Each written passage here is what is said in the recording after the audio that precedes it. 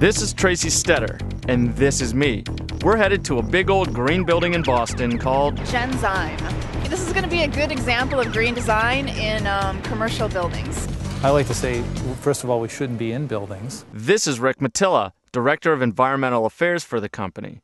So how do we make a building that seems like you're not in a building, that you have a connection to nature? The architects of this building have done all sorts of things to make it feel like you are not in a building. For one, they open the place up. If you look at the spaces, you see there's a lot of transparency, for instance, where internal walls are glass. You see those mirrors that are up above the skylight? Yeah. There's actually 7 of those.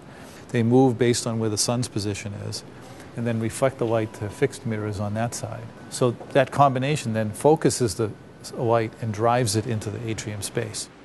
A third of this building has a double glass wall that helps insulate it from the outside. But like elsewhere in the building, they still manage to grab that natural light from outside and bring it indoors. In this case, with the help of these blinds. Right now they're in a horizontal position. I'm assuming that's because there's no really direct sun. It's a cloudy day. There's not a lot of sun. Correct. If it were really sunny on this side, then these would. I'll show you what will happen.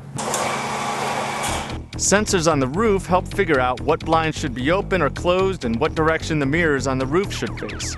They also use leftover steam, a byproduct from the power plant next door, to heat and cool the building. On top of the building is a rooftop garden that decreases storm runoff. And inside, they have tons of gardens. There are 18 indoor gardens, and they're in different locations in the building. Some are near the atrium. And some are large enough to hold trees.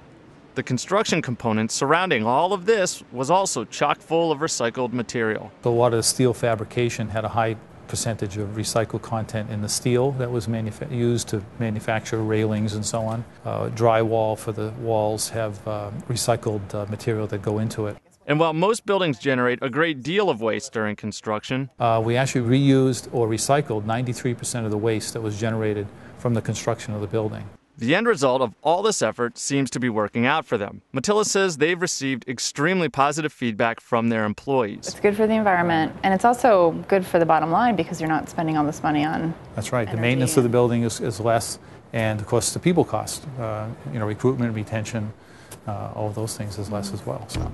For Discovery Channel, I'm James Williams.